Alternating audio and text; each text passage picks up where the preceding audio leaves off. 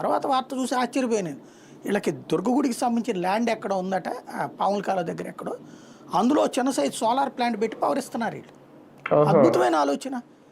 All temples చేస్తే temples అన్ని ఆర్థికంగా పుష్కలంగా తయారవుతాయి. అవును, అన్ని గుళ్ళు చేయొచ్చు ఆ పని. రైల్వే శాఖ ఏం చేస్తుంది, ఇది వరకు విపరీతం కరెంటు బిల్లులు అయ్యి దానికి. వాళ్ళు శుభ్రంగా సోలార్ పెట్టేసుకున్నారు, వాళ్ళకి ఎక్కడ ఖాళీ ఉంటే అక్కడ. దాంతో దాదాపుగా 85% ఖర్చు తగ్గింది వాళ్ళకి. దానివల్లే రైల్వే లక్షల కోట్ల లాభాలు సంపాదిస్తుంది. అందువల్లే ఇన్ని రైళ్లు కొత్త కొనుక్కోగలుగుతున్నాం. అన్ని గుళ్ళ దగ్గర కూడా వాళ్ళకు ఉన్నటువంటి ఏవైతే ఖాళీ స్థలాలు ఉన్నాయో అవన్నీ సోలార్ ప్లాంట్స్ పెట్టేయండి, విండ్ పవర్ పెట్టేయండి, ఎలక్ట్రిసిటీ డిపార్ట్మెంట్కి ఇవ్వండి. శుభ్రంగా అది ఇండస్ట్రీ వాళ్ళకి ఎట్లా ఇస్తున్నారు, ఆ రేట్ ఇవ్వమనండి. ఇప్పుడు ఏంటి 5.5, 7.5 కొంటున్నారు కదా వీళ్ళు. లేదా గుళ్ళు ప్రొడ్యూస్ చేసే కరెంట్ అంతా 5 రూపాయలకు కొంటాం, లేదా 4 రూపాయలకు కొంటామని చెప్పండి.